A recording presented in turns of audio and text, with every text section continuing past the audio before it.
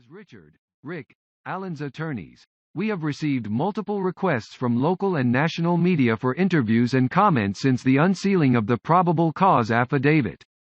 It would be virtually impossible to comply with these requests and continue to focus on the merits of Rick's defense. Therefore, we offer up these thoughts. We do not want to try this case in the media, and we intend to adhere to the Indiana rules of professional conduct that provide guidance on pretrial publicity. However, the police and prosecutor's office have conducted many press conferences over the 5+ years of this investigation and following our client's arrest. On the other hand, Rick's ability to assert his innocence has been reduced to only one short, post-hearing press conference. Accordingly, we feel it appropriate, necessary, and within the bounds of our rules of professional conduct to make a few comments concerning the probable cause affidavit and Rick's innocence. Rick is a 50-year-old man who has never been arrested nor accused of any crime in his entire life. He is innocent and completely confused as to why he has been charged with these crimes. The police did not contact Rick after Libby German and Abby Williams went missing. Rather, Rick contacted the police and voluntarily discussed being on the trail that day. Like many people in Delphi, Rick wanted to help any way he could. Rick contacted the police to let them know that he had walked on the trail that day, as he often did. Without Rick coming forward, the police probably would not have had any way of knowing that he was on the trail that day. Rick volunteered to meet with a conservation officer outside of the local grocery store to offer up details of his trip to the trail on the day in question. Rick tried to assist with the investigation and told the police that he did recall seeing 3 younger girls on the trail that day.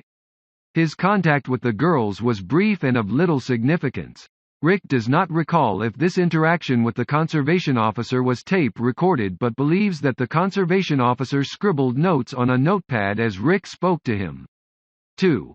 After Rick shared his information with law enforcement officials, he went back to his job at the local CVS and didn't hear from the police for more than 5 years. The next time Rick heard from the police was in October 2022.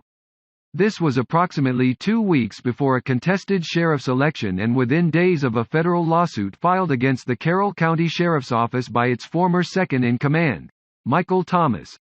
In the lawsuit, Thomas claims that he, Thomas, had made suggestions and offered assistance in the investigation of a high-profile child homicide investigation, but those suggestions and offers were rejected by the sheriff.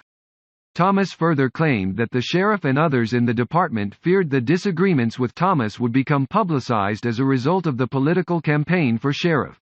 Thomas claims in the suit that he was ultimately demoted and replaced by Tony Liggett, who later that year won the 2022 election for sheriff.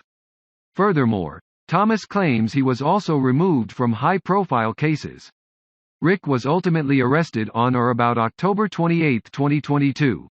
In the 5+ years since Rick volunteered to provide information to the police, Rick did not get rid of his vehicle or his guns and did not throw out his clothing. He did not alter his appearance. He did not relocate himself to another community. He did what any innocent man would do and continued with his normal routine. The probable cause affidavit seems to suggest that a single magic bullet is proof of Rick's guilt.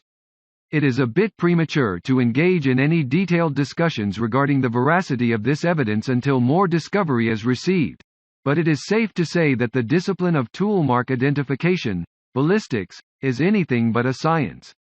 The entire discipline has been under attack in courtrooms across this country as being unreliable and lacking any scientific validity.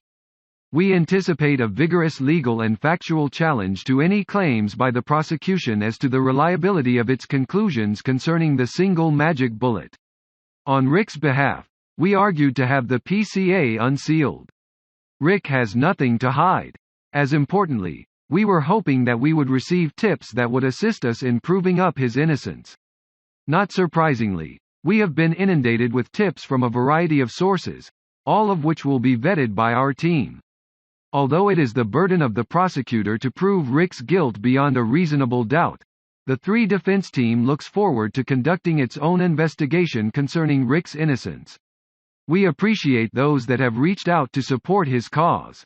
The pros. Ecuador mentioned, at the last hearing, his belief that others may have been involved in the killing.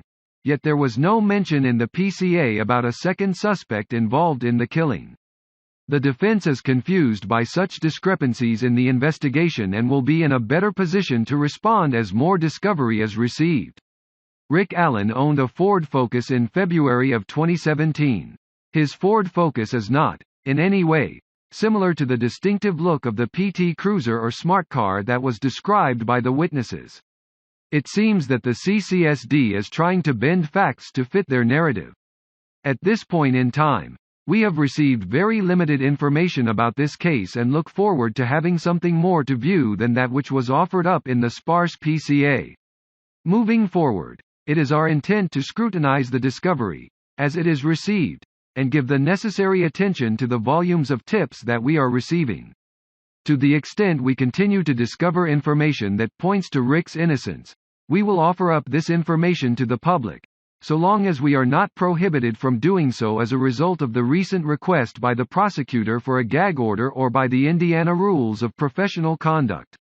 Brad Rozzi Hillis, Rozzi and Dean Andrew J. Baldwin Perry and Commish, PC attorneys for Rick Allen.